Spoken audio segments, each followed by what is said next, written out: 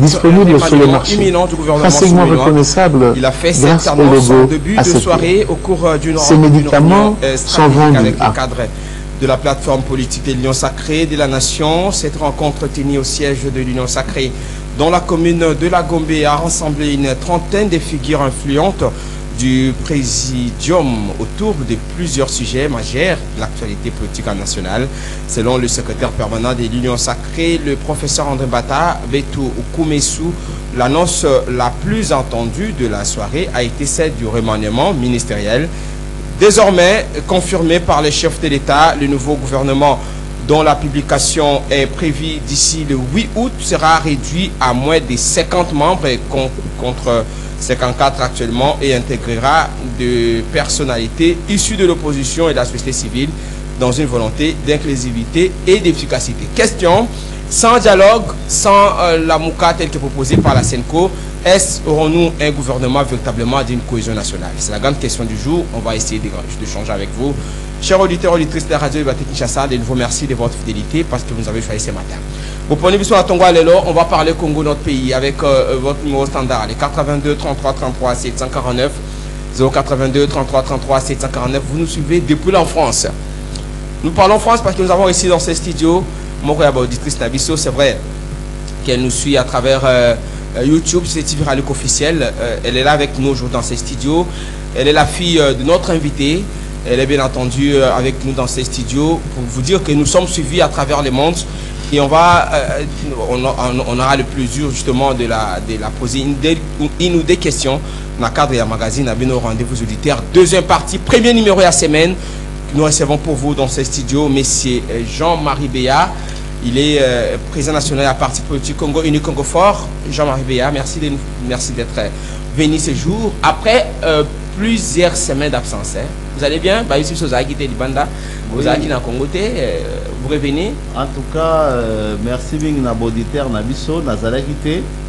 Donc, Nazalaki un peu Libanda, de Nazongi, et pour tout l'année de la casa de Makamamboka, les partis politiques Congo Uni Congo Fort, santé Nango, ça va? En tout cas, Congo Uni Congo Fort, ils ont Soukola, Barido, Bamakamignon, surtout, c'est-à-dire que toujours la peinture pour le moment, na siège travail, ils ont ma casse ming.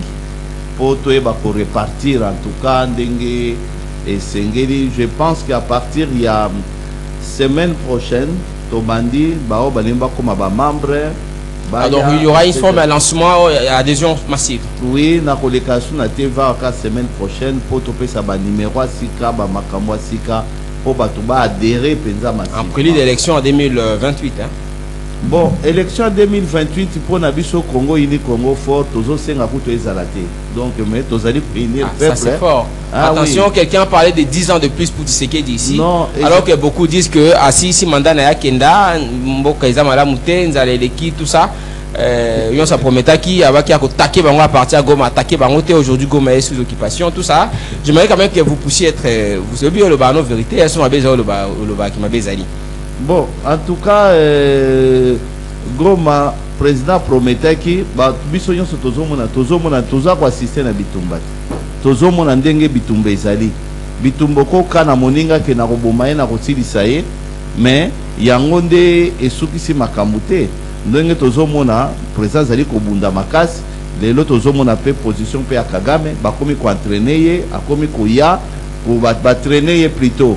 Akei mboka tele na ba mboka nyonso ndenge ezalaki akimi kutu nao ya Angola musala président azosala soki mutu aminimizango c'est que ozana esika na ote en même temps musala ngo eza pona congolais nyonso tout parti politique Congo Uni Congo Fort toujours au sein de l'Union Sacrée ou vous êtes toujours côté non biso tozali eh pardon na bosali excusez chaque fois nde ba ça ngai non aux opposition républicaine excusez moni ko ba confusion comme ça yaka pona ba tunde ba publier ko ba bio za buta Tshisekedi et tout ça ngana isa bango non yo za église au milieu du village ba ba kanisa ko mabe pamba ate bango ba ko kanisa soki bazo pesa biso ngambo nyonso na pesa malamu.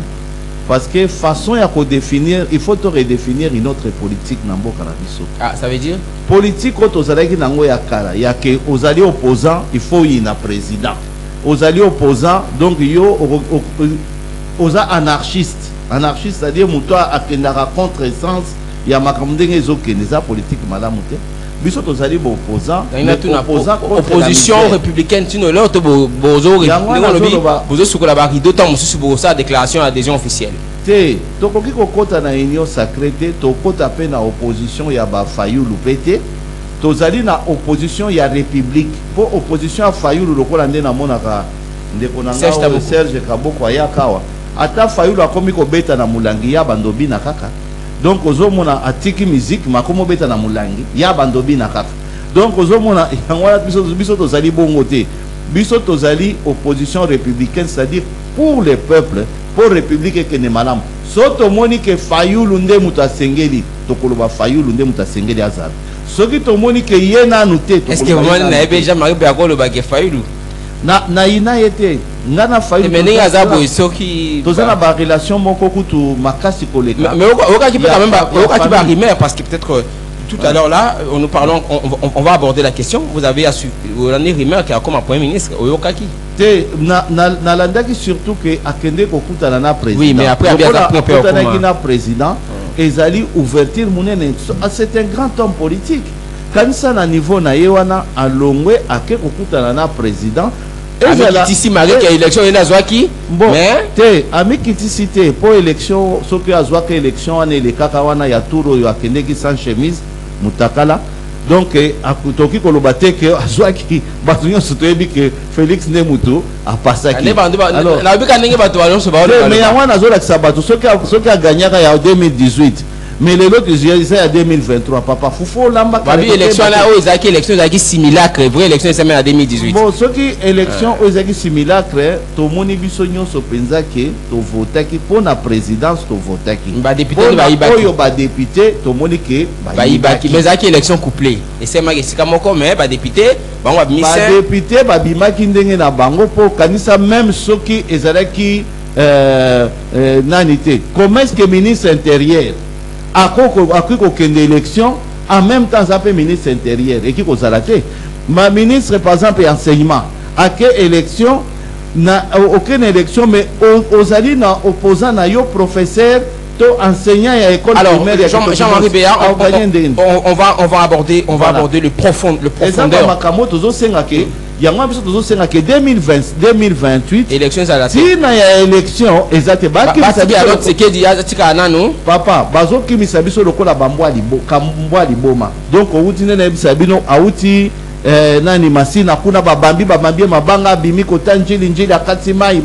a se retrouver na matete tango ba élection te il faut ba sango bavanda babongisa sango azonga na nesika ne abatizaka su mutu te pona ni sango azanani na kati na mboka oyo mais siko ceux qui va sa élection te fait mécanisme ni ozo siko yo kanenge toko sala tokoki kovanda 2 ans et demi to se concerter entre bisoba na mboka to vandi de façon que tocha mécanisme ya sika parce que mboka na biso kene malamu tina seni ezani tina seni ezali ko chama ba senga réforme ba institution te ça yango na tozolo ba seni ezali ko sala manamboko makambo ezokene malamu te mais il faut siko to vanda bien autour d'une table autour des évêques évêque azanani papa bazambala na kati na likambo tokovanda autour ya biso moko ba institution évêque azanani évêque ayaka na kati na kati na mboka oyo aya kuti bakoko na biso bakata bango maboko likola basango bino boyebaka likambo wana te évêque azanani évêque ntango babomaki bajuif kuna na nini kuna na guerre ya 40-45 babomaka bajuif na Vatican aboyi kokotisa bango na kati na ndako aboyi kokotisa bango kobobo bango na kati na ndako ntango bavoye se lever contre pape Jean 23 na kanisa se lever contre ye balobi me ndenge nini okozala yo mutu ya nzambe ozotika baboma bato liboso ya Vatican akotisi bamisusu me oyebi ke banazi mingi batrouvaka abri na bango na kati na Vatican nde bazwaka bango te après bakimi nani alors le problème aujourd'hui ça papa allez-y rapidement lobake tokoki ko se confier na ba évêque te ba évêque na biso nzamba pambola bango déjà nazana programme makasi na bango na linga bango mingi ngamo ko naza jésuite na yebisa bino mais pour autant basala musala oyo bayela na mboka musala na bango eza batem lelo bakulu na bazwaka su batem te bana baza kozwa catéchisme te po nini po bamipesi bozali kokotisa bango na mopelengano na bino na makambo na bino ya politique oyo bino moko boza clair te botika bato ya nzambe basala makambo na bango oyo bayela ya nzambe tokosangana basangisa biso na nini donc bango sekedi mabenga bato na yo oto ya gouvernement mais toyebi soki lelo makambo nazoloba ya politique awa est ce que eza na besoin ya sango sango yango okondima soki soza musulman alors vous avez dit vous aurez voir vous mettre en place la structure Yassika c'est en quelque sorte vous se lancer dans implantation en partie au sein de différentes provinces parce que vous n'existez presque pas si les partis Congo Uni-Congo fort même les sièges nationaux semblent être inexistants hein? Et moi là-bas samedi pour mon matinée politique ils attendaient au moni parti politique monsieur Eza Nzala tala FCC kaka mukolo na bango akei ekangi bango tu bapanzani pona nini est-ce qu'on est parti politique ce sont les idées autocopées ça peut pratique na yango avanda na yango lokola ndeto zoloba ke soki toki ko vanda pendant 2 ans et demi sango azongeli musala na ye baoyo bazongi senko wana ezongeli soki makamu na bango so basala kanini soki nini pe bake makamu na bango balongwe na kati na ba pasteur balongwe na kati na makamu na biso entre-temps Fayulu le quoi réclamer réforme à institution profonde à la confiance à ba institution en place ça va encore créer une nouvelle crise nous sommes un état laïque Fayulu ça a toujours été un combat Tshisekedi abundaki combat na ko gagner lelo Fayulu akolembate soka ina ba idée ya bien ba idée ya sika biso toko prouver yango toko zwa yango il suffit au convaincre mais tant ozo ko convaincre te po lelo mutu bazalaka na sika moko lokola muzito po nini bakabwani po na nini eside nani baza ko benga ngokala nini soki lamuka zali kaka te ekoma lamuka Fayulu talaka biloko mususu la mouka en dehors du fait que annoncé sorti à la patrie la mouka ils ont état d'esprit nani mutu aloki biso ezaki la mouka ezali kaka la mouka ils ont état d'esprit yango ko faraté état d'esprit ya ndenge ni ya congolais onso quoi se retrouver dans la patrie et tout ça pendant la mouka kufa mango boazana non attendez pendant la mouka kufa mais la mouka ezani Muzito azana la muka wapi la muka non attendez qu'est-ce qui justifie pour vous présence et Epeng et Pemena Fayulu c'est parce qu'ils sont dans une même plateforme mais Epeng azana ni wana zane kaka chiffon baloka na ye akebo ya zonge boya za la Fayulu il est resté fidèle na likamuni na parti atikali fidèle pas mutu ta musu camarade ngana ye ngalelo ngana Sabino na Sabino polele ke ngana Fayulu nous avons des liens familiales, donc des liens familiaux plutôt. S'il faut appuyer, n'a pas appuyer papa, n'a pas bien papa Fayulu, parce que n'a yebi lien naza nango naye. Nanda kwa Fayulu so na silisia na ko kende na ke na koti na lié. Na vandi pe bien, akoyambanga bien. Est-ce que va compte sur la Faden? Na kota kananga. Mais si ko na prise de position na peut-être soit monnaie. Mais ayebi bien que makila famille eza makila o eza ya politique pour na kobongisa. Alors ce gars keboye ngana keboye mais lelo ce n'est pas le mal du Congo. Fayulu a le mal du Congo. Fayulu c'est quelqu'un qui cherche à apporter une solution à le mal du Congo. 82 33 33 749. Le mal du Congo est alors vous annoncez la restructuration du parti avec mise en place de la structure dans différentes provinces. C'est en police des élections. Vous avez dit oui. Annonce au Sadiawa la semaine prochaine, sauf un changement, on aura une communication officielle dans le cadre d'adhésion massive au sein d'un parti politique Congo Uni Congo Fort. Raison à voyage dans l'étranger? Bon, raison à voyage dans l'étranger, c'est surtout mingi qualité. Boyebi ke bozo mona lelo bomoni evre wana bomoni wana na en face à Palais du Peuple un centre culturel hein? Culturel na 2019 ngade mona kendeki c'est vrai que zaki projet zalaki avant mais na 2019 par mes propres efforts na mbongo nanga moko ya transport na kendeki ko trouver ba investisseur wana ko sala bango ko ebisa bango ke boya bolemba te Bo dépoussiérer, bo longo la poussière na dossier wana boya na Congo, Congo eza na besoin na bino. Evreze sika wana. Nazali na ba photo, nazali ba yamba kinga, ba pesaka nga ba cadeau, ya kende koloba parce que je suis arrivé à les convaincre les lobaye. C'est une fierté pour vous. Dans le monde, chaque fois, la fois passée aussi j'ai vu, ça habite, mais ils ont abrité Ista, c'est ça? Oui, c'est Ista, non? Et non, comment ça? Les centres culturels, c'est une institution. INA, pardon. INA. Donc, le lot n'a pas de poursuite à Makambi Soussou. Il y a bien koleka, il y a malamu koleka, on a zo salambo. Na opé sokaka, pour n'éviter ce qui est na outaki dimanche passé, na outaki Mbakana. Mbakana eza na nzela na biso ya bandundu kuna. Na kuti ba makambo oyo eza déplorable ya ba o bazai obuna. Ba Mombondo. Alors, c'est là qui déplacement. Bana basali ba population sali déplacement et il y a une concession nanga. Naza na concession na Mbakana. Au moins il y a 5 hectares. Alors ba y a une concession nanga. Alors na tongeli bango ba place pour ba vanda. Les lots nazolité avant septembre zonga avant rentrée scolaire.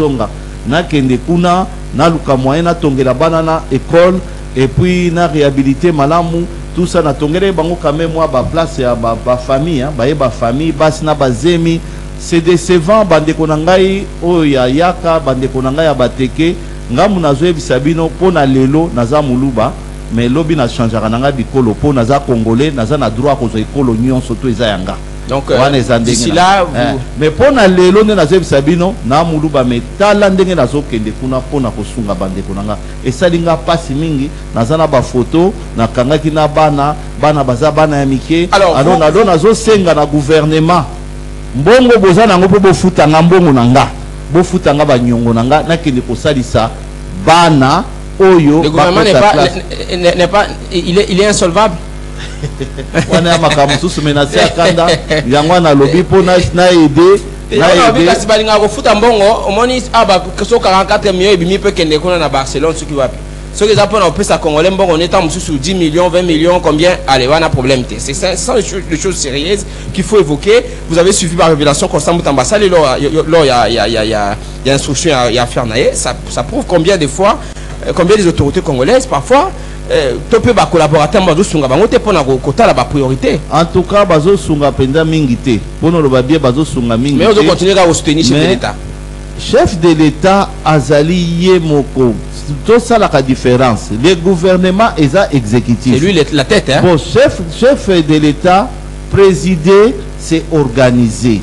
Mais yemoko qui ko sala nyonso te. Nous avons il est plutôt trahi par ses collaborateurs. Na politique il y a premier ministre c'est maman soumis moi deux fois télé la ministre na yé parce qu'on va aborder la question on va aborder tout à l'heure la question c'est un bon chef que nous avons on va revenir avec détail parce que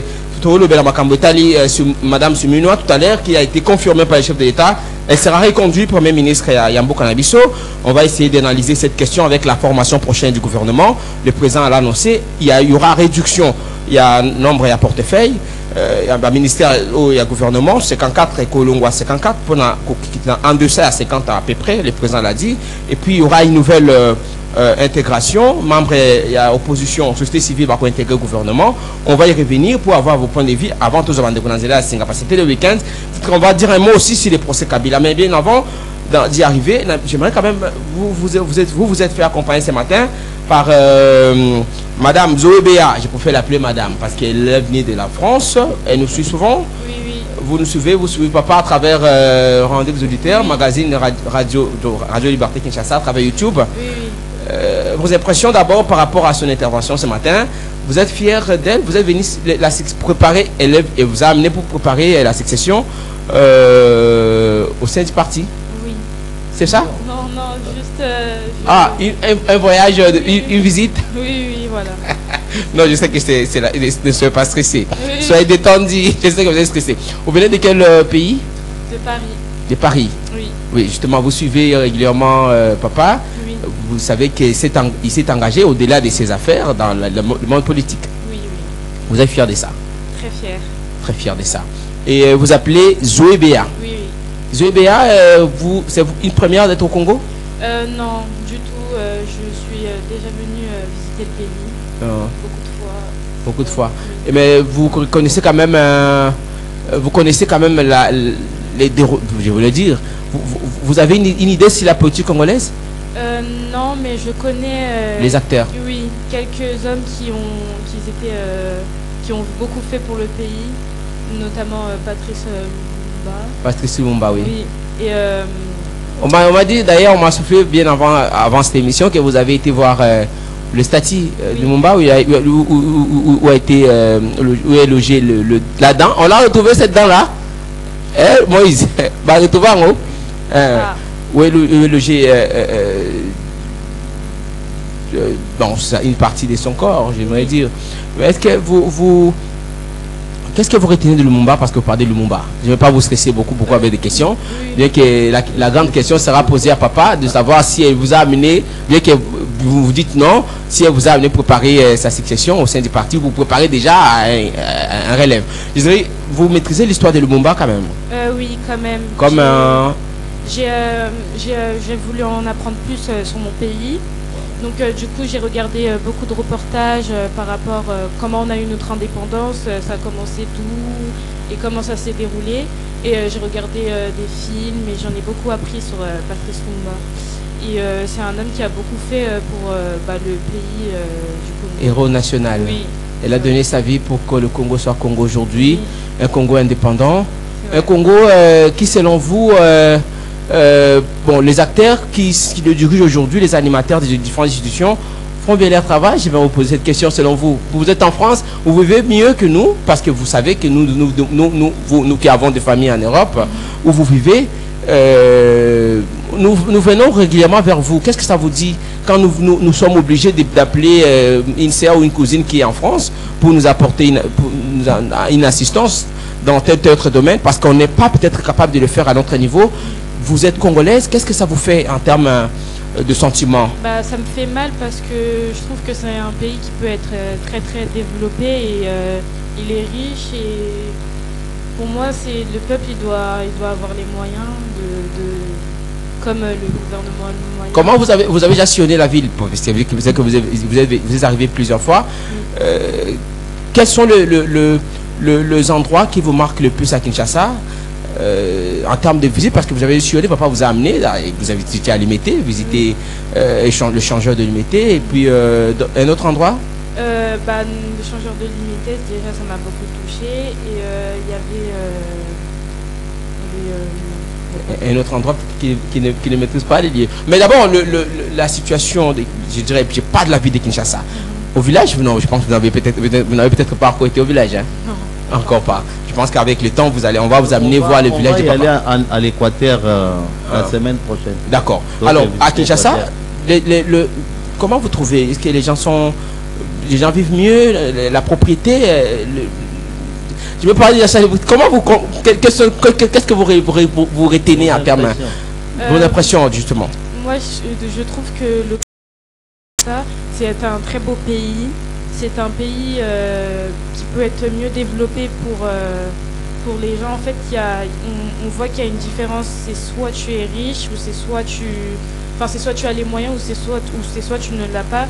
Et moi, je trouve que c'est complètement pas, oui. Il y a une sorte de division de classe sociale. Oui, voilà. Et je trouve ça triste. Comme papa, quand même, papa, non, oui, parce qu'il a eu ses avoirs avant la politique. Il y a des politiques qui s'enrichissent le jour au lendemain. Ça vous fait mal, c'est comme ça? Qui détournent aussi, vous apprenez les détournements. On a arrêté XY.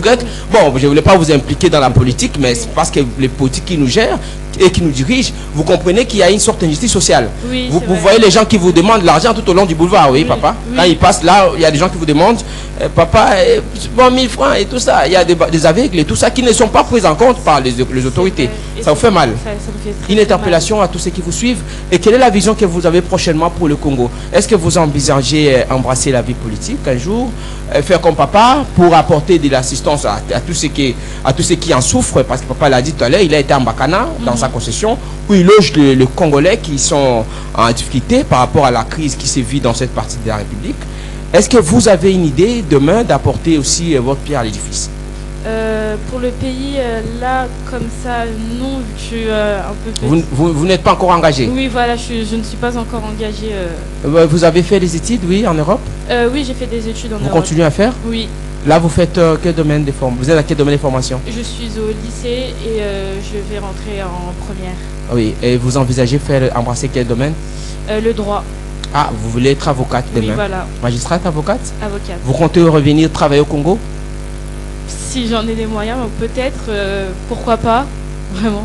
Mais avec l'assistance papa, je pense à ça. Oui, voilà, exactement. Vous rentrez quand? Je rentre le 1er septembre. Le 1er septembre, justement pour reprendre les études. Ouais. Mais aussi, est-ce que vous avez visité une des écoles congolaises? À la cité, par exemple, chez moi, à Kassavoubou, vous avez été, non? Non, pas encore.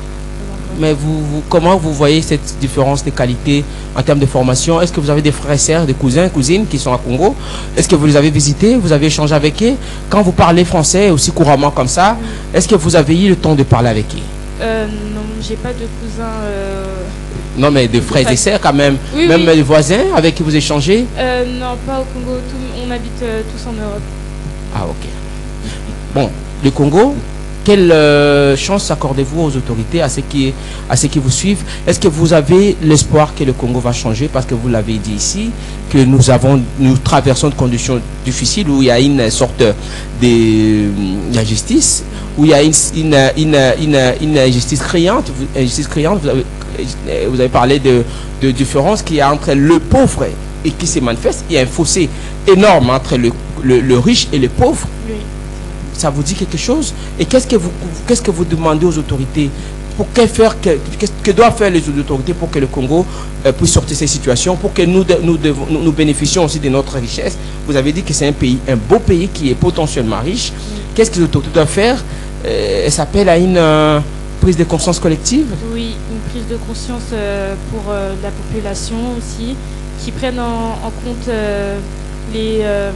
les envies que les gens veulent pour la population, et aussi faire de mieux pour que le pays se développe. Parce qu'on est vraiment en retard de développement. Oui, voilà. C'est le constat que vous avez établi. Oui. Ouais, il y a des Koulouna partout. Des Chegué, vous connaissez les Koulouna? Oui. Mais... Vous entendez parler des Koulouna? Oui, oui.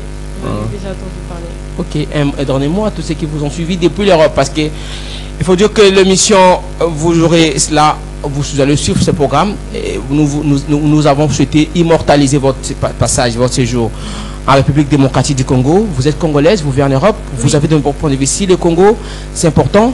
Un mot à tous ceux qui vous ont suivi à l'ensemble de la famille qui vous suivent actuellement en Europe, parce que l'émission, vous allez suivre ça à tout moment, quand vous voulez, où vous voulez, parce que c'est YouTube, c'est CTV Radio officiel, et sur TikTok également. Vous allez accéder sur CTV Radio officiel, notre chaîne, votre chaîne YouTube.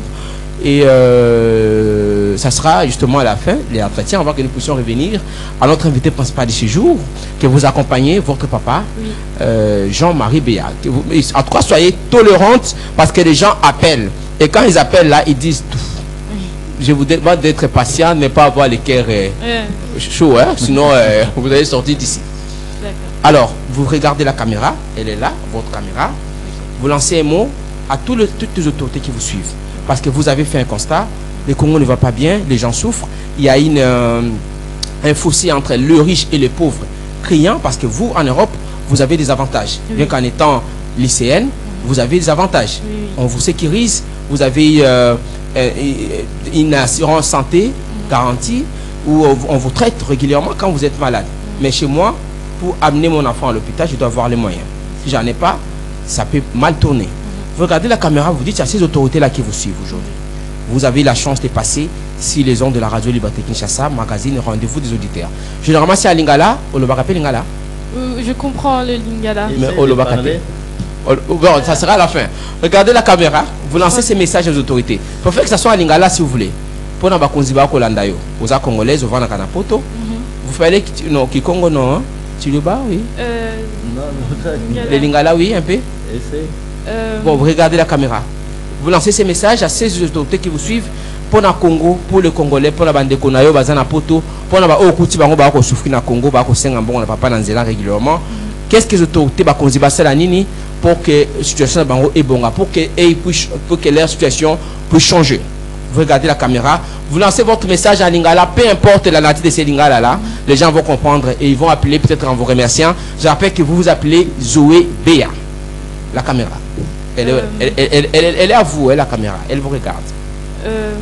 Pour tous les autorités. En lingala français, oui. Pour tous les autorités, enfin le gouvernement qui me regarde, ou les gens qui sont en France, ou peu importe dans le pays. Au Congo aussi, oui. Au Congo.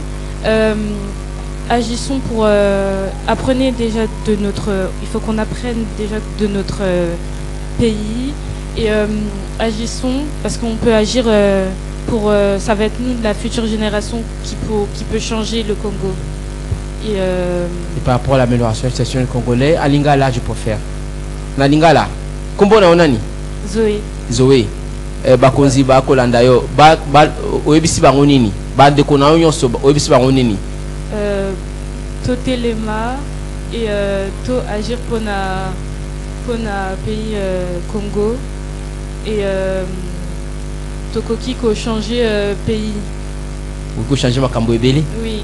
Merci beaucoup à vous Zoé Béa, elle intervenait justement pour le compte de cette deuxième partie de votre magazine Rendez-vous du Terre. C'est comme ça que nous vous disons que les gens nous suivent de partout. Et quand nous avons la chance de donner la parole aux gens, nous donnons la parole à tout le monde, sans exception aucune.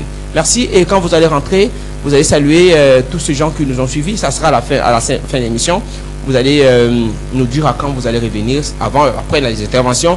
Après que ça sera chaud avec papa aujourd'hui, sachez-les, les gens vont appeler et poser des questions comme ils veulent. Jean-Marie Béa, bien qu'elle n'a pas voulu le dire, tu as vu que vous préparez déjà cette session. Quand on regarde à chaque fois, attends papa Elongo, parce que l'émission, elle est immortalisée. Elle est immortalisée, l'émission.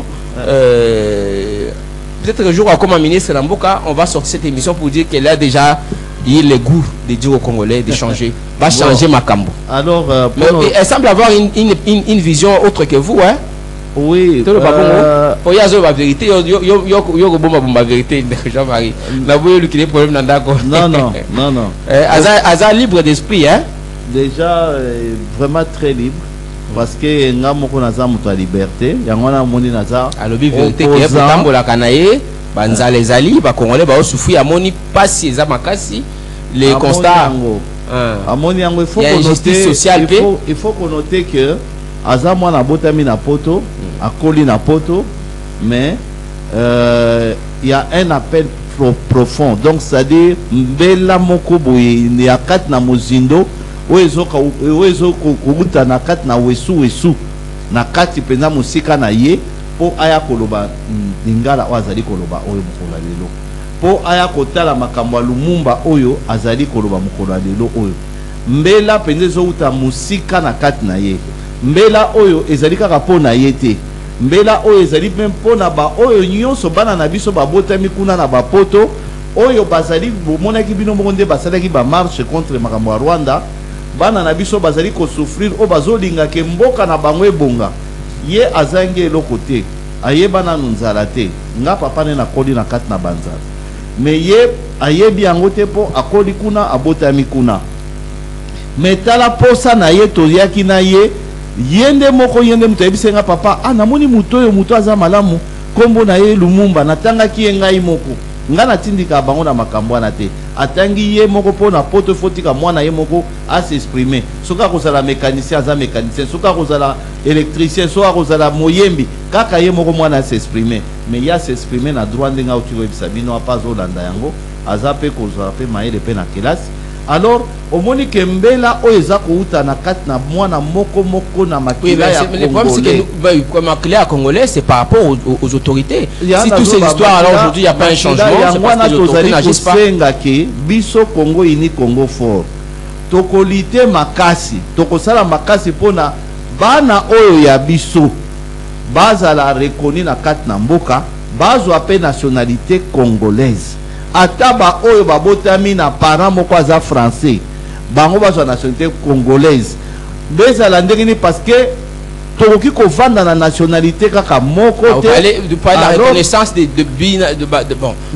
nationalité pona bana oyo ya biso likambo wana ezali koboma po ba oyo bakobongisela biso pe na kati na ekolo na biso Chine soki lelo ebongi Chine ebongi parce que ba chinois o bakendaka na États-Unis o bakimaka na tango ya guerre bango nde bazongaki siko na revanche baye ko apporter technologie ya sika lelo biso tokimaka na tango ya Mobutu tokimi lelo te tokimaka na tango ya Mobutu neti nga nazaki grand manifestant na Istakuna tokenda tozongi bana na biso esengeli bazonga bana ngo bazali pe ya yonde kozali koyoka ngai parce que bazali bana nkasi na yo parce que bazali bana papa leki na yo parce que bazali bana na yo moko alors bofungolela bango bikuke bana oyo bazonga tango bakozwa double nationalité oyo bakoyeba ko remplacer indien oyo azali na kati na mboka yebi valeur na yo te bako remplacer chinois bako remplacer pakistanais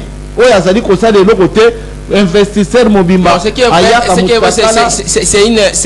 une réalité qu'on ne veut pas aborder parce que le binationaux quand ils viennent comme joueurs on les reçoit on les laisse jouer au Congo mais quand c'est pour un autre domaine alors que dans le domaine à faire justement bakoki ko remplacer qu'est-ce qu'un indien liboso ya bana oya yomoko makila na yomoko d'accord alors j'aimerais bien aborder des sujets to beta moi lisolo ana ndambo ya gouvernement landa ki tante le bien te parce que le gouvernement ozobima non dialogue ça imité fallait ba qui pour comme premier ministre pour composer gouvernement à cohésion nationale il faut ça un dialogue va se mettre autour d'une table que tout soit clarifié ce qui est assez va bolimbi singa zo qui pouvoir en 2018 à 5 bolimbi à Nipek na élection en 2023 élection c'est mais 6 jours à 5 bolimbi abi au moni pour ba makamso ba ram bani les kaki et tout ça la 5 bolimbi pas beau ça de ma béon sur les kaki ce que peut que bon pas ça la réforme de l'institution parce que la réforme de l'institution c'est que dans 2028 à Kenya européen soit que na Belgique soit que wapi à KP ce qui a on na Congo avant le quoi mais to ebi kinga kati nete to ce qu'on va na wapi résidence officielle à présent a peut éviter to éviter sur za wapi to éviter to hôtel à Kani place au Pona place au Kenya to éviter bon dans tout ça est-ce que vous voyez ce gouvernement tenir face à cette diversité à la situation confuse Oyoto comme on a avec la tension à l'est du Congo on n'a pas encore le dialogue il y a le Sensa il y a Joseph Lenganko qui est également appelé à l'unité à tout ça des évêques doivent nous réunir pour la divergence mais ce qu'il dit tiens à tout prix à travers une réunion qu'il a organisée avec l'Union sacrée il veut mettre en place un gouvernement comme pour dire cette proposition à Faïlou n'a quoi en premier c'était sans Kéba tout ça dialogue et il compte-t-il sur le débauchage? C'est ma question.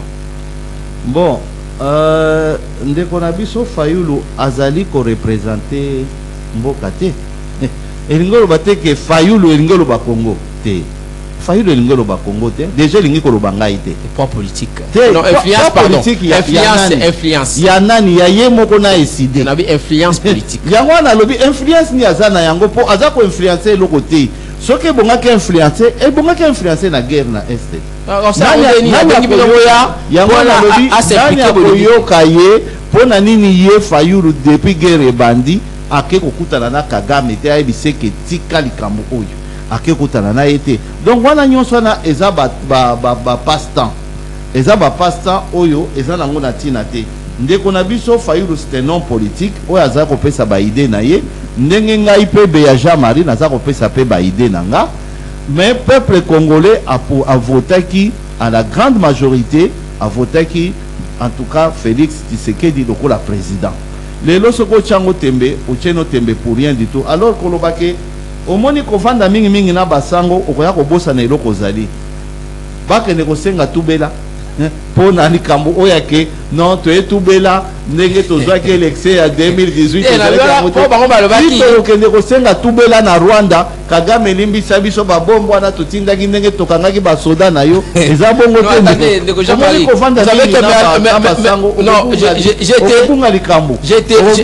j'étais convié à une conférence le samedi dans Ndeko Mike Mkebai et Merle vous bassin na lingwala ils m'ont appelé Ndeko Bonne ya Gozala je suis arrivé là-bas. Ils ont dit, ils n'ont lancé qu'un seul message. Balobi, c'est que dans le banga, beaucoup de bango pour qui va poser la question sur la vérité. ba opposer vérité sur ndenge comme président accord ni avec nazoka mwa likambo ya président sezonga mukolo lelo oyo alors que Kabila zolinga kutu aganya ngo na Masasi alors que au lieu kutu batuna kananu Kabila yo ndenge nini ovandaka 18 ans au sali le côté alors ko simba Masasi kuna ndesi ke sengale ki opposition so eza ya solo et tourner minduki na bango kuna munduki bozali ko tourner na ndeko na bino azali ko lité jour et nuit eza yango te yeba mudaluki crise wana nanga reconnu avoir semble-t-il participé na dit le basalaki nani nanga akende nanga lelo nani akoyoka nanga nebite pwani mato ya congolais ezokende koyoka muto bino mo bomoni ke 3000 personnes bakufi eke Kagame lobi eza yete eza basoda ya nanga pa lobi teke te eza ya ngai te ezali ya Kagame 3000 personnes bakufi ata likambo yango eza likambo ya teke oboye na boye bokondima kaka boye bozwi ndeko na bino azali kobundana pe bomoni peke lelo azongi azali kokanga pe basoda mususu kozongisa pe basoda mususu de façon que bakangi ba misusu ba traîtrisme bimi na kati na armée ale nyonso wana bozolanda yango et vous voulez condamner bolingi plutôt ko séquestrer to kolandisa muto aboye azali kosala nyonso alors bandeko nanga botika eloko wana ndeko nanga Fayulu soka lingi koloba ne ce n'est pas le nombril yende nombril tende motolu ya mboka na biso te motolu ya mboka na biso ezali peuple congolais yemo. Alors vous voyez un gouvernement être mis en place sans dialogue, sans préalable avec, sans préalable et opposition radicale. Est-ce que vous voyez cet gouvernement changer la situation tel que nous l'avons tous souhaité hier, que tous autour d'une table on va dégager par option et puis finalité on fait face aux ennemis qui nous agressent aujourd'hui. Une bonne partie à territoire nabiso est sous occupation. Est-ce que avant yo attaquer ennemi na yo o kuti azali ko beta ndeko na yo il faut bovanda na mesa ndeko tika nanu bitumba yaka nanu to vanda to solola totala ndenge nini to yokana sima to ya ko attaquer ennemi to okoluka ba moyen ozana yango po attaquer ennemi moi ngai lelo na kiko mikumisa na yebi na kiko lobango na kat na micro awate mais j'ai quand même mis mes moyens de façon que mboka na biso elonga pe nazali ko continuer ko lutter lobi soki nazana possibilité quelconque ya makasi sukoleka na ko s'arranger toujours derrière Félix Tshisekedi pour to gagner bitumbo na ko calculer te ke yakananu tikananu zongananu yebisanga ndenge nini ozwaka présidence bongo totala soki ndenge nini yango likambo ngo ko swati wapi ndeko le mal reste mal mais le mal est profonde, la crise elle est profonde il faut au moins importation et bela il faut yo moza au pesa ba masesa wate soki poto ngebela ndeko Jean basara nini c'est faut bossa na ke ezana il faut comment on dit ko renouer vraiment oyebi na koyebisa bino vérité moko tovandaka awa muto déclenchaka makambo ebanda ya élection passé wana o Tshisekedi azolinga sala o bobengaka élection anticipée te glissement muto abandaka ngo shole nde muto abanda makambo na oyebi na bamboka mususu oyebi soki bolingi boza pena na kati na crise bokotsaka basango na makambo na bino. Alors pour vous le gouvernement va être publié parce que d'ici le 8 août selon président Félix Antoine Tshisekedi sala gouvernement ndenge omoni longola kutu ba biloko yake oyo awuti epai boye onga na ye na deux candidats na un à 3 candidats. Oui, il a les politiques. Non, mais finalement, il est retombé dans la même situation parce que en réunissant membre à Union Sacrée. Solo Lina Bango, a Rokeko Kendete, 5 ans soit Bango, membre à Union Sacrée, Sokoza membre à Union Sacrée, Yebake, Bozali Kosala Eloko Moko. Orogi Koya Sousute ko proposer parce que Bozo Sala Eloko Moko. Okotaka Kuna Sanko Yeba ke Boza Eloko Moko. Président. Ya Union Sacrée ezaye moko président yenda ko yebisa bino dans monito salaboy alors yoko ya ko justifier sous kete zoelanga bana na ngai zoelanga ba pose na ngai te parce que na kat na Union Sacrée alors biso tozali kolobake asala yango ndenga moni problème ya congolais ezali problème ya tekeo autibo ezana ni problème ya mentalité bomoni bino moko mama Kaikwamba ndenge nini mama azali kosala musala makasi maman on a aussi un parti politique nini. Alors vous parlez du gouvernement sur vous, bien entendu en illustrant madame maman Kaikwamba a aussi un parti politique nini. Mais tala musala zo sala. Elle est de l'IDPS semble-t-il. Papa ça IDPS il y a te quoi dans IDPS maman elle est makasi. A outi na parti politique azali kaka mama obomoni bino parcours na ye a passé ki na ba institution internationale aye ko sala musala azali ko sala. Alors soki lelo outi et pas ya madame Judith, vous ne l'avez pas cité, j'aimerais qu'on commence par là parce qu'elle a été déclarée officiellement reconduite par le président public comme premier ministre à Mokanabiso. Vous êtes passé ici plusieurs fois, Kolobela Mama Judith, Tambanoma, qui est une première pour l'histoire du Congo démocratique de notre pays, où on nomme une femme première ministre. Oui. Le président tiré de l'affaire. Est-ce que c'était un raté quelque part avec la situation qui stagne apparemment, qui amélioration en conditions sociales à Congolais, avec promesse à ministre de l'économie. Bon, à part bateau de pêche hier, on ne sait pas finalement si on va plus faire recours à l'extérieur pour chercher plus de fait Nabiso. Avec les bateaux de pêche, on espère qu'ils vont commencer vite les pêches et que ça va servir véritablement Congolais. Et ça reste pour le Congolais. Problème, Madame Judith, est-ce que vous pensez qu'elle a mérité d'être reconduite ou c'est par complaisance que le président l'a fait? Qu'est-ce qu'elle a fait selon vous? Parce que maman Nabiso Zoé Béa tout à l'heure à peindre tableau sombre depuis que Madame Béaye à mon cas il y a ministère il y a personne avec handicap, toujours ministère délégué hein? Et apparemment il n'y a pas de moyens pour ces gens là qui continuent à faire la honte du Congo. Voilà qu'une Congolaise qui fait un constat aussi de la même manière que vous et moi au Congo. Ce gouvernement n'a rien changé absolument. On a toujours des gens qui souffrent Nanzela tout au long, juste disposition de mon côté pour Nabango, mais alors qu'il y a un gouvernement, un ministère qui est constitué pour ça. En tout cas, Toki Kolobake, Toki ko applaudir l'ensemble du gouvernement. Mais il faut qu'on note que par-ci par-là, moi effort ndambo et salami. Et ceux qui bazalaki bien koleka, balinga ba changer bangote. Parce que ndenge tolobaka biso nyonso ke on ne change pas une équipe qui gagne. Donc, bazo ko changer bango justement pour nako pesa lisusu mwa makasi. Président Félix a causé un problème mingi parce que mentalité à peuple congolais yé moko. Mentalité à peuple congolais ezali déjà mabé. Boyebi moko ya lancement à salaka président Félix alobaka ke changement de mentalité. Anoma qui même conseiller à changement de mentalité.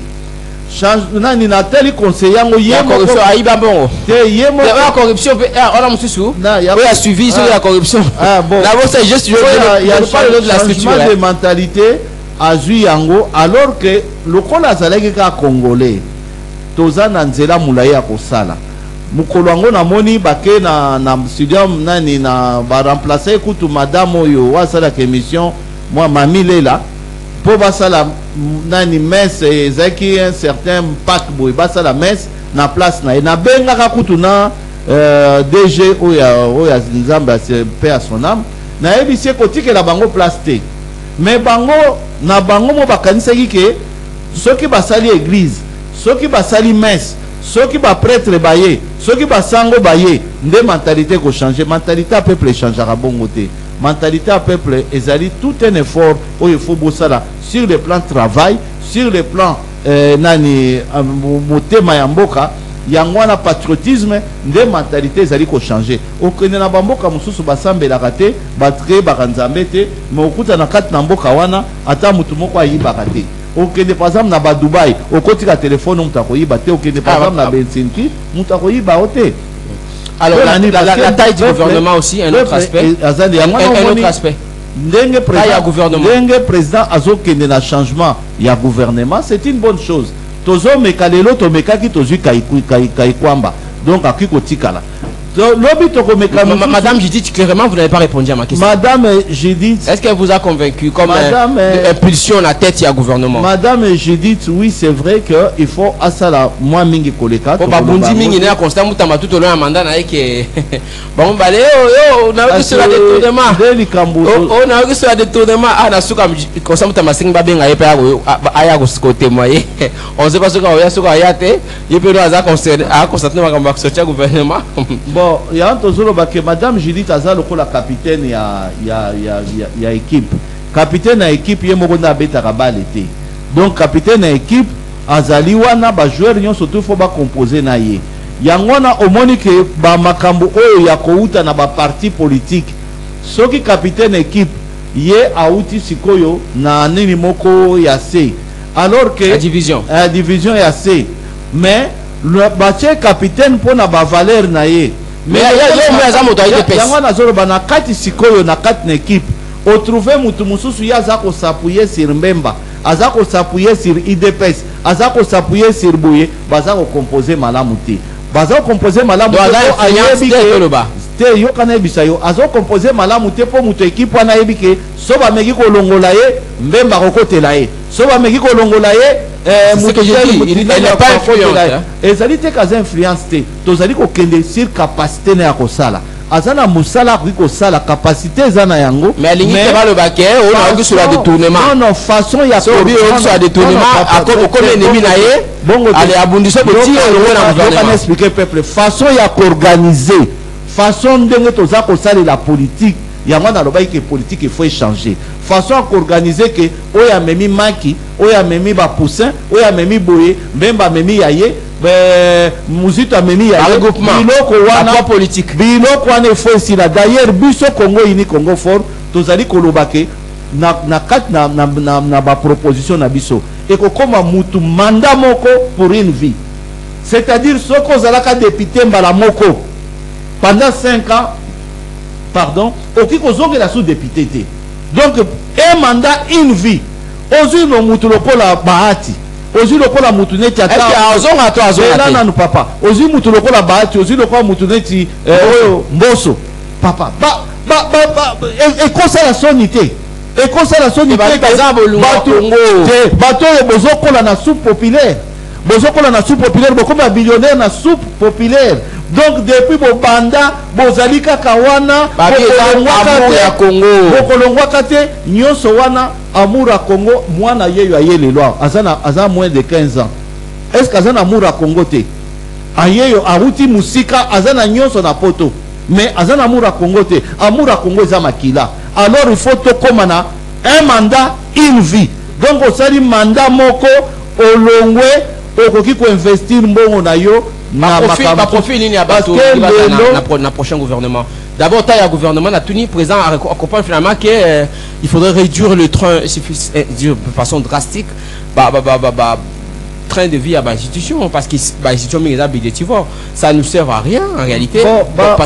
Papa institution au moins institution on a penser na bango bien mais il pour autant que batuba travailler pour autant que ministre nyonso à comprendre que il faut travailler mais ministre azali ko travailler na pour na parti politique na ye parce que faut avoir une partie en bon apesa ka cotisation ministre azali ko embaucher batukutu oyo kutu bazama yele te na kati ya parti politique na bango o batanga te oyo bakumisa bacheye ta mususu na bajalelo bacheye ta mususu na boye ayebi même pas calcul voilà makambo ezoboma yango nanga na za ko encourager c'est n'a rien apporté à changement nazali ko encourager changement au Félix Tshisekedi ali ko sala pour abenda pour ceux qui ba bendi mutneti ngai par exemple ndenge na zolo balelo on avait pas coopération au gouvernement na ceux qui a bengi nga na ko participer mais nazaka na deux ministères onga na mona ka na ko sala ministère ya défense na ministère ya intérieur na ba faux salaire ba misi ba bibe mani façon na ministère wana na ba biye na banque sa Kagame ya banque sa bango abangi sa mutute asi alekine kuna asi asali o ya salaki na ministère à transport azako évoluer encore beaucoup bien mais kuna pe abangisaki pe mutu te asalaki kama abangisaki ndeko Jean-Marie te abangisaki abemba so akiti kumba moni ba rebe ba komo olenga lenga te ezaki bongo te rebe dazo banga alors on dit mais ezali ke asala na ye soki ba ko proposer ministère mususu ezali pe alors yo lobi ke so ba bengi aux affaires au service ka pona des ministères so ati au ministère ya pêche élevage pour que nos pêcheurs soient mbisi oboya te soki pêche élevage papa na kokango malamu koleka te il faut que la honnête nde elo ezozanga le ministère dit ya na lobby boye ngai à part ministère de défense ministère intérieur nde na lobaka ke soki nakoki kozwa yango ose bakuluna na kosisa bango na seconde ko baboite ko to ba ke yo moni ndenge na kosisa bango na seconde on va ke o constater que banda pité kaseta kenda Jacques Chabani Paye, ils sont tous ils ne sont pas capables de réaliser quoi vision. Yo kana bisayo baza incompétent. Naza koloba bongo te. Nazolo ba tout simplement que naza na ba idée na nga misusu.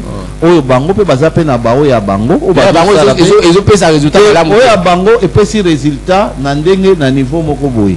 Na koloboka ba idée na bango te, na kiko zwa mususu pona épouser na sala pe koleka wana. Voilà les nazoloba mais si on a pris exemple on a pris parce que de toute façon on a intéressé dans la place à politique mais on a pris exemple on a la attention vous êtes président des partis politiques non l'objectif final c'est de conquérir les pouvoirs il y a un monde comme naza ko expliquer bino nazobo manzoto tongo na poko ke objectif il y a parti politique et qui cause la tête kaka bozo à ministère objectif mais aucun qui élection de Jean-Marie non mais j'ai une élection objectif il y a parti politique et ça dit pour avoir sa ba idéologie par exemple en France bon mon qui nani François Hollande a joué qui pouvoir a nommé Tobira zalaki moi si ministre à justice objectif na bango et zalaki pour va faire passer le mariage pour tous, c'est-à-dire va PD, va homosexuel, va bima, va atteindre l'objectif na bango. C'est une idéologie. Nga ce qui lelo biso parti na biso, c'est-à-dire qu'on ramener peuple congolais na niveau oyazala kana yango ya après indépendance. Tout de suite après indépendance, avant prise ya Mobutu à pouvoir, tozongi samboka na niveau wana. Voilà place biso toza qualité kaka pona ba place politique. Attention, on est après le 21e siècle.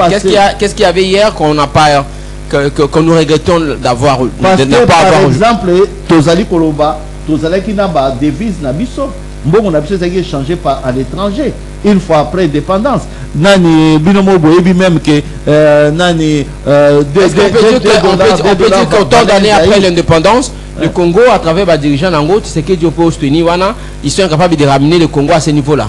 Depuis l'indépendance, donc depuis l'époque à Mobutu a coutume bien pour battre balobaka babotami période à Mobutu depuis so batobotami période neto yebi to vivre nyonso tinandenge nyonso silaki tinandenge lokuté silaki tinandenge tata koma ekote abiso ke yibandambu tikandambu donc to yebi nyonso wana to lo bapolele to yaki kozwa quand même moi ngolu na avec papa Kabila Mouzé Kabila oyo bino bomona ki ba taxi bis bomona ki discipline ndenge zonga ki dans 3 ans après peut-être une chance à vous papa Joseph Kabila to eko tomber sikoyo na disgrâce c'est-à-dire grâce ngolo ekimi to tika na ikabo to eko zwa oyo finalement après c'est quel pouvoir et la kelimabe ou après c'est quel pouvoir to eko zwa et la kelimabe to zui oyo Kabila oyo boy après c'est quel pouvoir boyo après si tu sais quel pouvoir okendeki na élection soki boke na élection tomona kango na bamboka nyonso tout président Félix a eu pouvoir Kabila apesi mutu pouvoir te soki aza na pouvoir ndenge bango balobaki bango moko Kabuya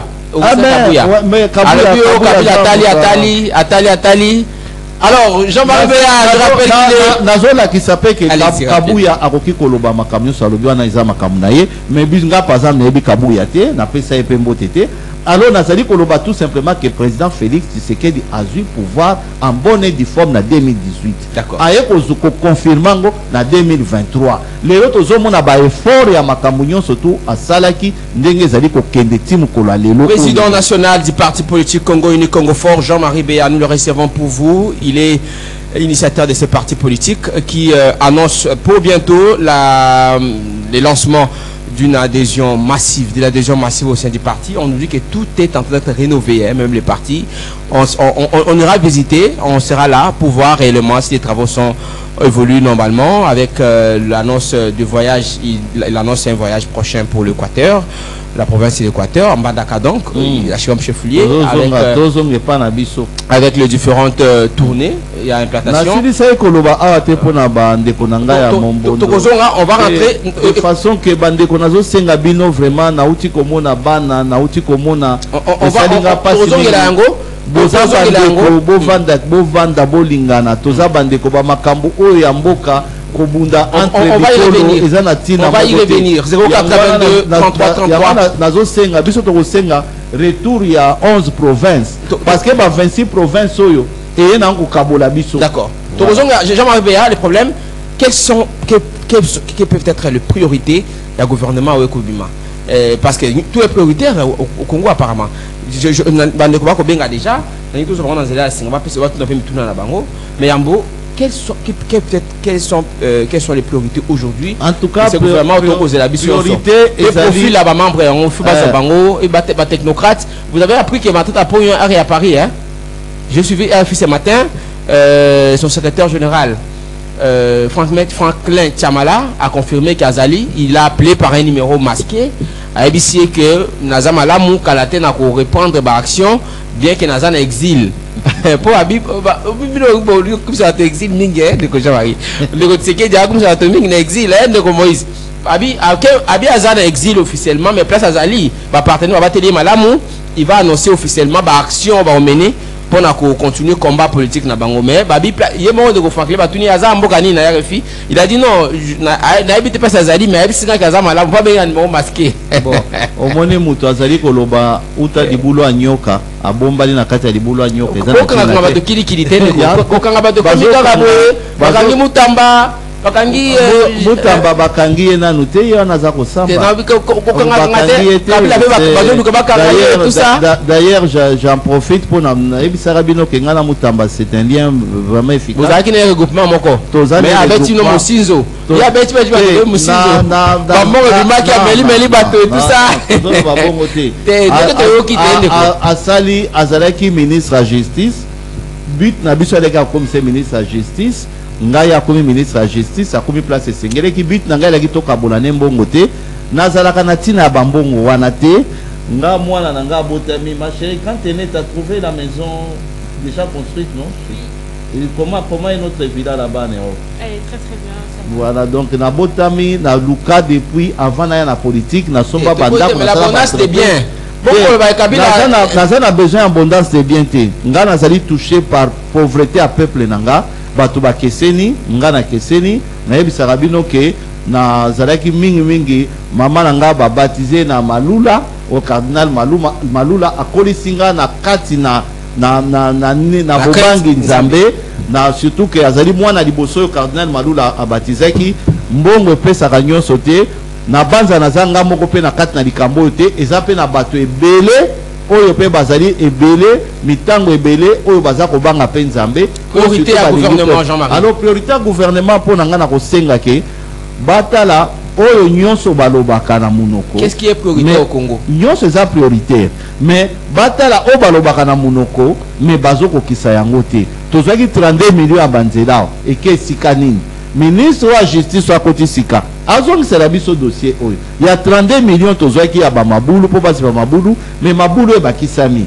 bayeba neti ministre ya transport ndeko na nga Mbemba nkola pambola ye de basala nyonso ke bavoiture oyo ya volant droite oyo elongwa na kati na mboka oyo ezali kofrape économie na kati na mboka moko to okuta bato bazali korule na gauche na droite et puis na koyebisa yo papa Bonheur au moins à partir à bambouteillage bozaki koloba na ninga na leka na émission na ebisa ko makambo utakala tango tozala kana nokula na lingwala ke tokozwa bambula ebele soki bambouteillage ebakisami lelo bozomona ndenge bambouteillage za ko bakisa bambouteillage ezo créer o bazo benga gaz ammoniaque gaz ammoniaque ezali ko déclencher bambula torrentielle. Donc le gouvernement peut s'y pencher.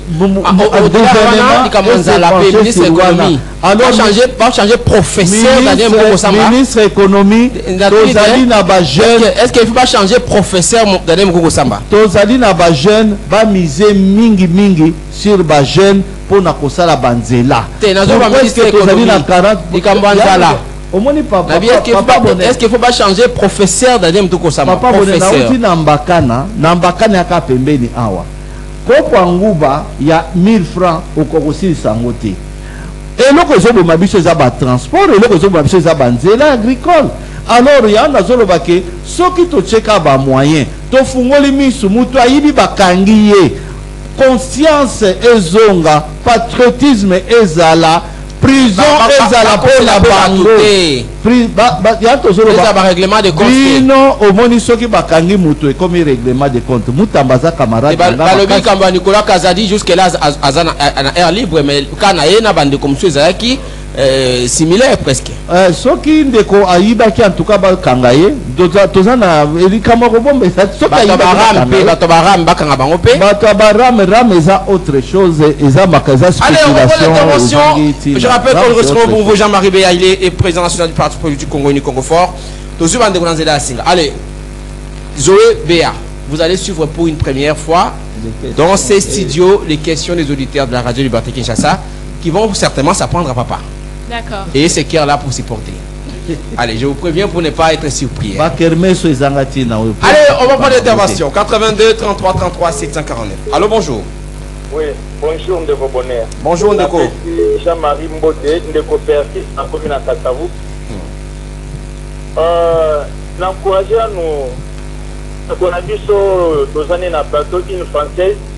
Ah, Zoé Béa. Ndeko Zoé Béa. Ah oui, c'est une française.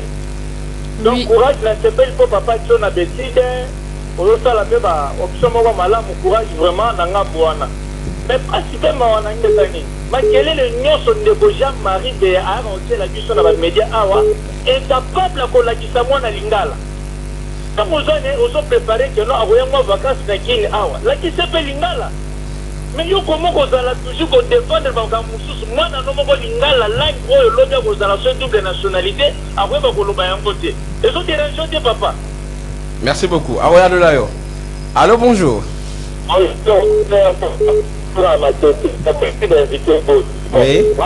Ma part a félicité de rejouer, en tout cas, courage à continuer vraiment la vérité de ça ou mieux ça lingi. Bon, tout avant de ce Jean-Marie, malgré tout, à propos et à ce que le gouvernement est important, tandis que tout ça dit dialogue. Ça va qui m'a dialogue pour Nani? Qui m'a dialogue pour Nani? Merci beaucoup, qui m'a dialogue pour Nani?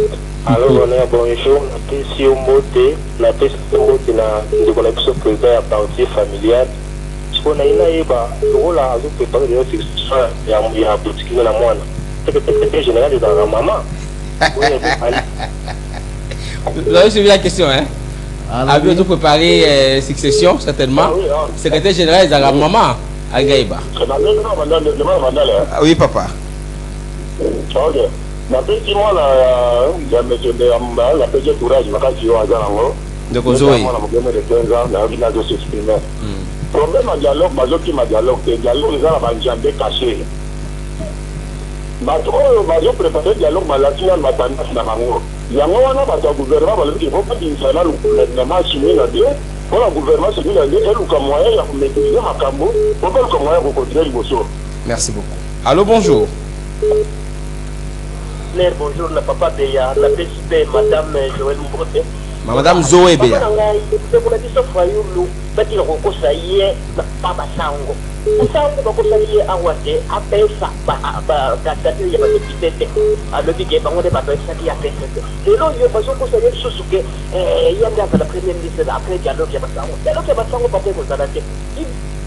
Allô, bonjour. Oui, papa.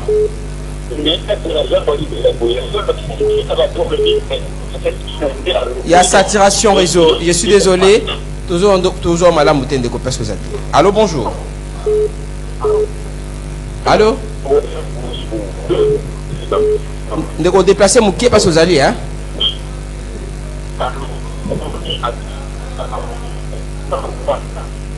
Oui.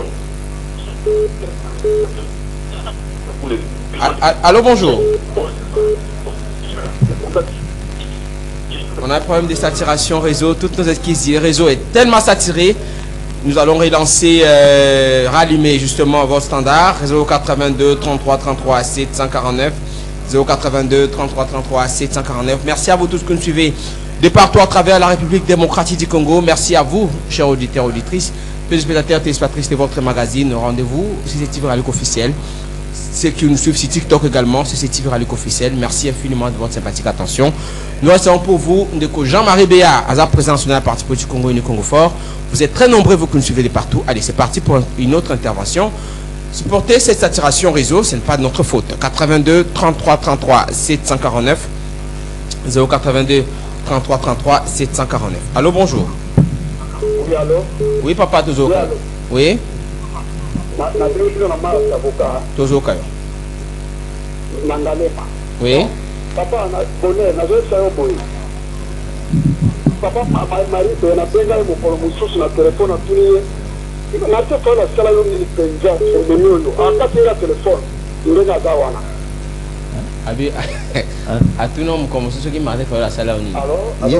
Bonjour papa, allez-y. Papa, depuis ma sala. Plutôt remaniement du gouvernement et là il a porté na moya niveau. Est-ce que c'est azana déjà ya paix? La paix de Goyaka Nangela ya dialogue inclusif na koma ya port pas de je salue Norbert Luyeye. Allô, bonjour. Il y a accord cadre Addis Abeba des seules solutions. Il y a accord. Allô, bonjour.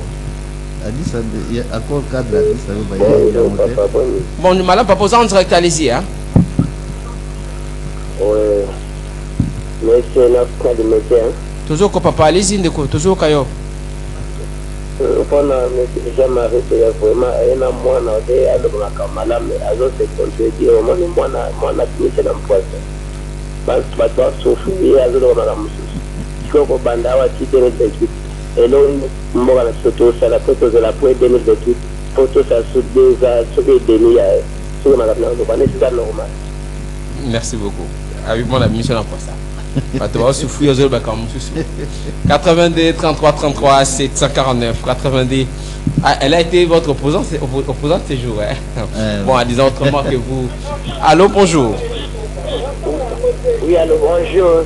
Le Copé, c'est un dernier quelque part. Toujours quand de quoi? Bon, on a le ban de Copé. Le pénal soit du poste à gouvernement. Vraiment, avant de se passer. Avant de ça, Libota, qui veut dire? Autrement, il dit qu'à tout point, si vous ne prenez pas, au vent de Libota, c'est pourquoi je n'ai pas compris ce qu'il veut dire. 82 33 33 749. Allô? Oui, allô, bonjour. Bonjour, papa. La dernière fois, on a engagé mandat de analogie. Oui. Vous la modèle à la position, le col à la bana bazotanga na poto azoke kuloga koma kisukina ntango boyata kosala eloko te kasi mboko ezokufa mpona bato ya modele wa ndenge wana atangi na poto mayele nyonso atiki na poto awa ye kaka pamba bayaka na mayele wana te mayele wana batangelaka na poto etikalaka na poto bayaka nango te 82 33 33 749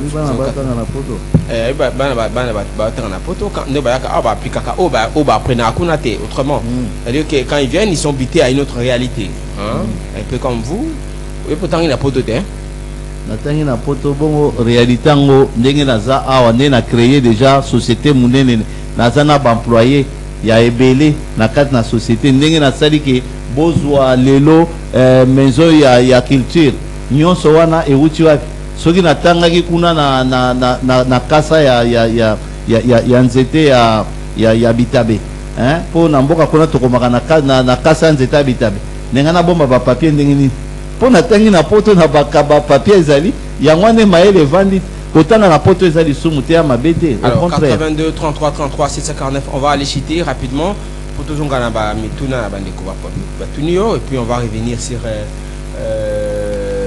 la projection que vous faites par rapport à la partie Congo Uni Congo Fort.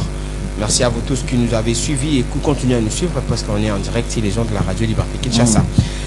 Jean-Marie, vous répondez. Alors, nakozong sandeko Bertio alobaki ke mwana ebi lingala te na lakisa mwana lingala. Mwana landi émission nyonso ayezo azoyoka nyonso papa. Ezali effort makasi komona kutu kobetela nga mwa maboko ke mwana botami na poto aliaka pondu, aliaka misili, aliaka nyonso oyo mboka na biso eza kolia awa. Na ye pona kosala te ke azonga na place a parti politique na ngai.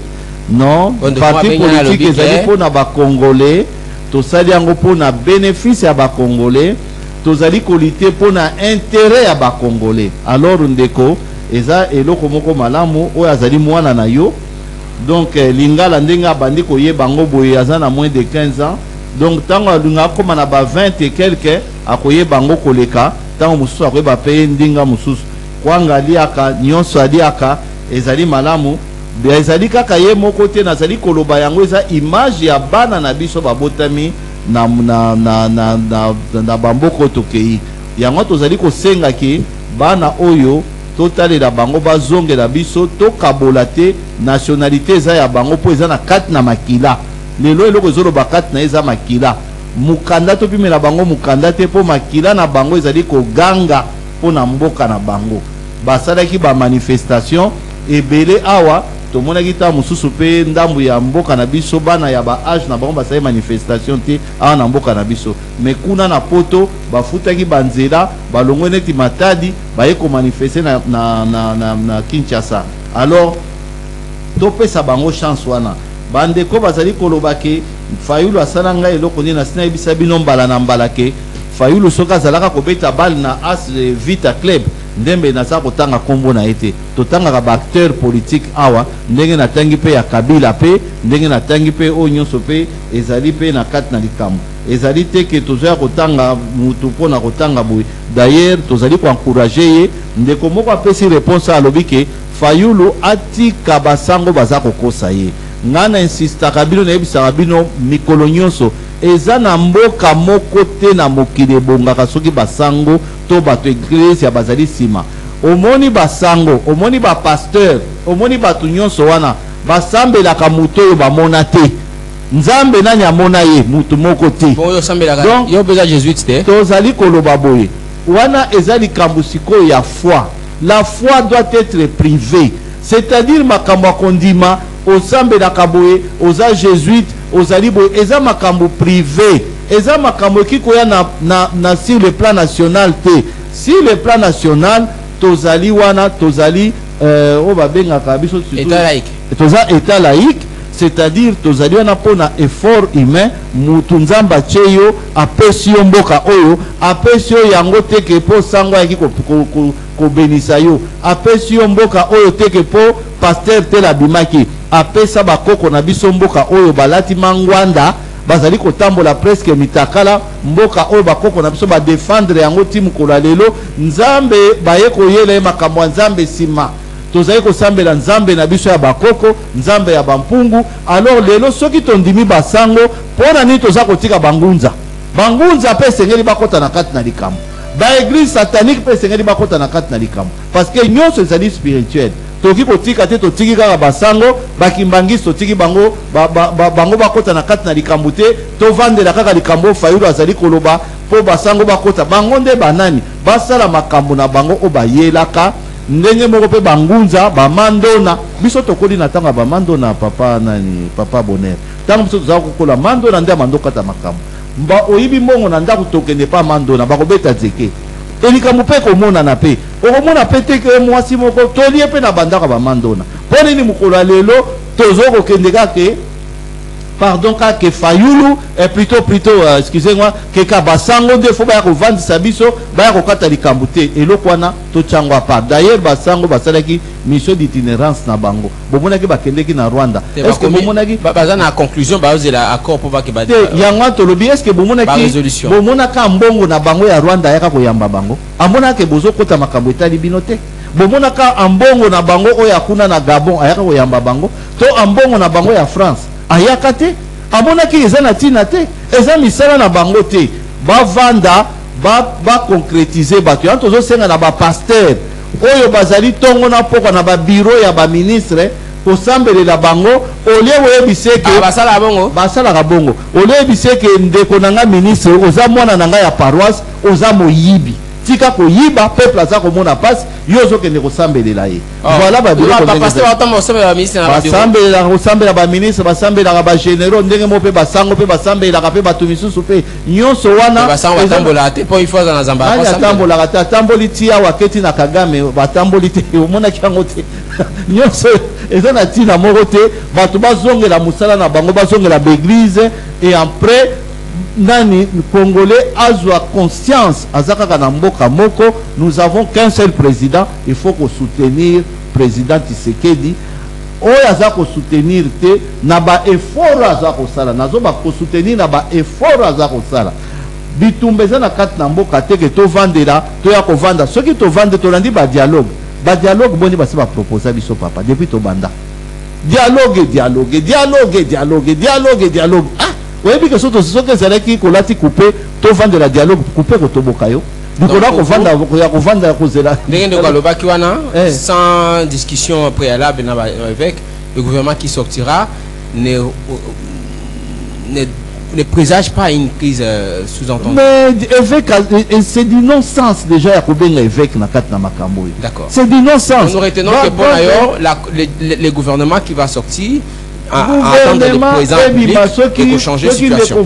Azana baide azala rapena yango to bande ko mususu bazana ide bo sengi audience pas ya président boke bo bise bo bité au moni place boy to cha oyo au moni place boy to sala boy au moni boy na boy et ça a besoin de dialogue. Alors vous craignez pas que Tshisekedi a débauché bato la muka ba epenge ba kota et tous ces gens? Mais ceux qui ba koti ndeko nanga epenge soka koti c'est un bon akota na ye et ko sala bien ceux qui ndeko fayu ba kota et ça même l'autre déployer qui sous Kabila telobi Olobi? Est-ce que ça allait au Toboya qui Kabila koyiba ba gouverne koyiba ba pion ce sont des hommes politiques des pions dans le sens que ce sont des justement des membres ya plateforme sont le pakala pour la raison ya politique ba ibie makambo ona lobaki depuis kalake et bongi homme politique à appartenir likolo ya mutu te ba autorité morale wana ozali ko sala politique ezali po bosala nyonso mboka na bino dominé biso tozana besoin que Congo ezonga parce que ndenge naza ko ebisa bino développement ya Afrique ezozela kaka Congo République démocratique du Congo sans République démocratique du Congo développement ya Afrique ezate et bongi sko ba congolais bazongi sa conscience tala bekol par exemple ndenge naza ko ebisa yo bekol ezali ko tozoyeba te biso tozalaka le 2 juillet école ekangi lelo le 2 juillet école nani le 2 juillet baza kosala examen ya premier trimestre eza normal te tokoti na kati na mopelengano tokoti na kati na confusion tokoti na kati na makambo moko désordre total mutu azoya na voiture lobi bokomona mutu akangisi bataba singa azali kosala lemba matete azomema bato na kati na bataba akangisi bango basinga ekomi voiture na ye donc n'importe qui ko se permettre na kati na bala minene mutu akoya atongi na ye salon de coiffure mécanicien garage eza na kati na nzela désordre o nyonso yo il faut ministre aménagement depuis prise à fonctionner puis à pouvoir naï 7 ans déjà à côté aussi ça vraiment toujours le battre bon là aussi mais makamon est juste 50 ans de papa et bandi na tango mobutu nande tozokita et ko bakisa 18 ans ya Kabila et juste 7 ans ya Tshisekedi et juste 50 ans makamon oui na habité et bandi le fait que des gens parlent même na mukolo lelo oyo bomoni bandako babomi bomi bandako na banzela bandako oyo ezeko sala ke banani bato bazala inondé c'est un courage bandako ne tongamaki na tango Kabila lelo ba détruire rango eza courageux il faut encourager biloko ya bongo d'accord ndeko yebi peke ndako ne tongami na nini asala ba démarche lelo bazongisela embongo alongwa na kati na sika na okotonga n'importe où ici ndeko Jean-Marie Béard vous avez dit tout à l'heure en ce qui concerne votre parti que d'ici là d'abord j'aimerais avoir votre point de vue de conclusion finale pour la haute le lelo il y a beaucoup aborder sujet c'est-à-dire activité au sein du parti parce qu'on va finir l'émission dans quelques minutes. J'aimerais dire d'abord par rapport à la sortie au gouvernement, vous avez parlé des priorités.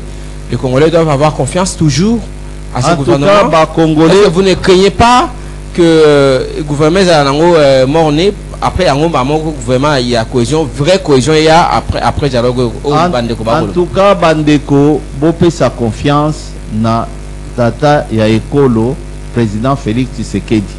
Surtout que le gouvernement sikoyo accueilli ko senga bango batuti. A Salindenge a Moni. Bopé sa confiance, gouvernement wana ebima, total yango ndenge kozala. Soki yango esimbité. Ate sali 1 mois, ate sali 2 mois, et que ça la paye bien pour bailler baké, bisika bakendaka ya ministère wana, ozo kende ko travailler, ozo kende te po oya kole sali bota na yo, okoma mutu bakomi ko benga yo yambaka batute, bakomi ko lakiso ba dossier otala kayango te, okomi ko sala pona intérêt ya famille, intérêt ya peuple, ya libota na yo moko, intérêt ya peuple obaki pembeni. Donc topé sa confiance et salama, tocha yango maboko. Total ba ministre yo na ko senga na bino ba journaliste. Pourquoi est-ce que ceux qui batché pe ba ministre mususu bo dénoncer ka bango pété? Il faut qu'on dénonce. Ministre aza ko sala eloko moko te, o depuis à côté ki azali statique, eloko moko azali ko sala te, il faut qu'on lobela e. Mais au contraire, le monde ministre azubino ale bokomi ko lobela makamune na ya lokuta. Il est dynamique. Il est comme ça. Bolo Belarabido. Que papa Bonheur Yoza Bongote. De toute façon, Yoza Moutou, Oyo Azali, vraiment na professionnel na quatre na métier na yo. Toko ba ke lo follow lo pona yango. Merci. Donc, ozo mona ke mais baninga no misusu. Balo baboya ko le kanapoya ko défendre. Oyo za ko se défendre te. Babi Willy Bakonga. Azonga amata Maxime tala babi Willy Bakonga azonga nani susu Tony Mwaba babi na epte tala neti batwana on dirait Congo ezangi Congo asa mabe akaiba mongo to papa omoni soki mutu asa lekine tozoloba na bino ke posa na biso ezali un mandat une vie oleka ki déjà ministre mbala moko babi muzo akokate apa ye depuis tozoloba pona biso longwa kende ko vanda lelo na gouvernement lelo tokoki koloba mwasi oyo nga nazobwakela fololo na bango nyonso ezali kaikwamba. En tout cas mama longonya place ozali tomonaki mwasi ndenge aza ko défendre na attitude na makambo nyonso tout c'était trop bien. Alors moi c'est abotozui moko tant que reformer mususu topo na susu mutami balé le reste wana bema na défense esili Mbemba, on aborde la question. S'il vous plaît, on touche mon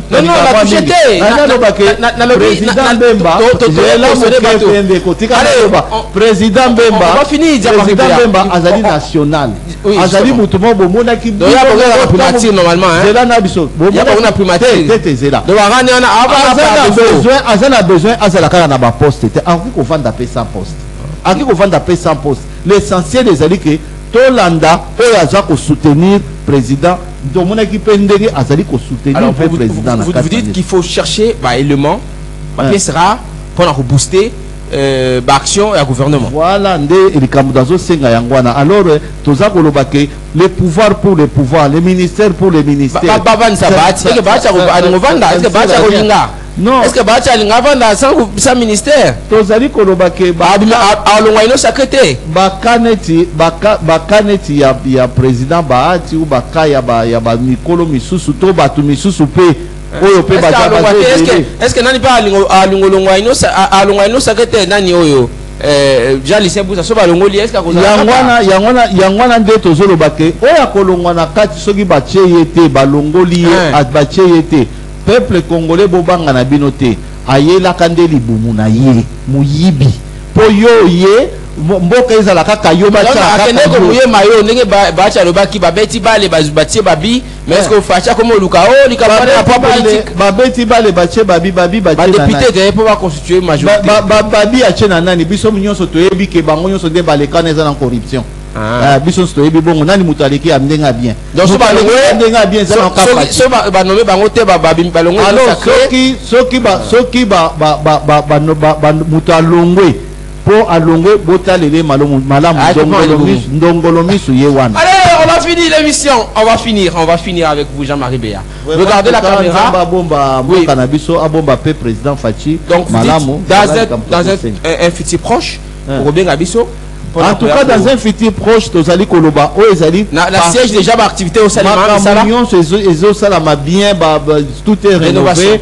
En tout cas, Tozali Kosenga na peuple nyonso adhéré. Kozonga na Rolegawana, suna moni ka banderole ni ya siège. Oh na mona wana na kolobela bango sina ya. Semaine prochaine banderole ya bien parce que baza na bazo sala banderole ya kitoko. Biso Tozali parti na biso za ko se résumer simplement intérêt à peuple congolais.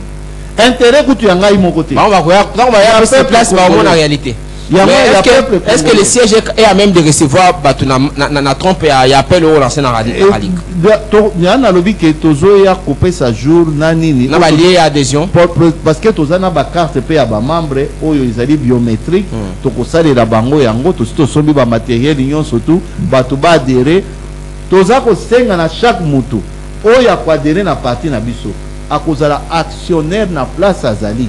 C'est-à-dire aux akana parti pour donc il y aura des activités commerciales parallèles. C'est-à-dire que place par exemple neti tozine de konabiso moko avai na boende na kat na boende wana akobimisa ba idée oyo ya union ya kosangisa batu ba idée oyo ya patriotisme aux opérateurs économiques. C'est vrai que derrière ça il y aura des avantages. Avantage eza ebele. Avantage eza ebele parce que il faut toboto la misala oyo bato bazwa kuruta soka uti wapi investisseur mobimba o Sri Lankais o nani akoya aza mutakala mais ayena côté azaka na compte ezali garantie compte te mukadi banda kaka yango nde ayena yango abandi ko investir awa na kati na mboka na biso lobi pe omoni ye aza ko beta la construction ozomona au moins la société bega ozomona azuba marché eza yango te yango on a fini de combattre que nyonso zonga na peuple congolais.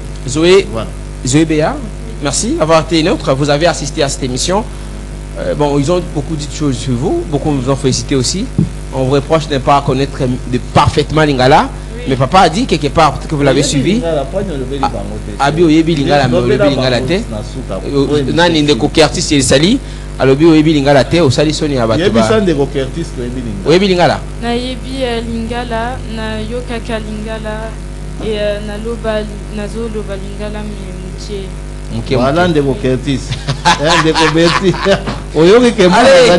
avec plaisir, vous rentrez le 1er septembre. Bon, vous rentrez au mois de septembre avec espoir de nous retrouver encore prochainement au Congo. C'est votre pays, oui. Nous avons été très honorés par votre présence. Quand vous allez rentrer, dites à nos frères et sœurs là-bas, balemba bisoté. Surtout que nous envoie à tout moment les MPSA. Mais là c'est facile hein? Avec MPSA Orange Money et Africell Money, on peut nous envoyer l'argent à partir là. Quand je vous appelle là à partir de là-bas, quand vous dites mais c'est bonheur là qui vous appelle. Hein, Zoé Béa, prenez soin de nous. Nous sommes vos frères et sœurs. D'accord. Vous avez été honorés également par notre présence. Nous sommes très contents de vous avoir ici, avec plaisir. Nous vous recevrons prochainement comme actrice politique peut-être. Hein? Peut-être. Mais là, peut-être avec une autre qualité d'avocate, Dieu voulant. Oui. Vous allez forger dans ce sens pour aboutir à ce que vous souhaitez. Dieu va vous accorder cela. Merci. Allez, merci Nabino Bolandi Bisso. Merci Naba Obalandi. Alingala, vous au revoir à Obalandi. Merci. Nabango Balandi Bisso. Allez, merci. Jean-Marie Béa, on a fini. Merci à vous. Merci na peuple congolais. Kolabomba mboka na biso to na ngokaka moko yo. Mususu ezati. Allez, on se retrouve demain pour le deuxième numéro de la semaine. Portez-vous bien. Au revoir. Rediffusion 20h juste, Radio Liberté Kinshasa. Suivez cette émission quand vous voulez, où vous voulez, si c'est TV Ralouk officiel. Ça sera disponible sur YouTube dans combien de temps? Tout à l'heure, dans 1 heure environ. Allez, Tokutani Lobby pour la deuxième numéro. Les rendez-vous des auditeurs sur la 96.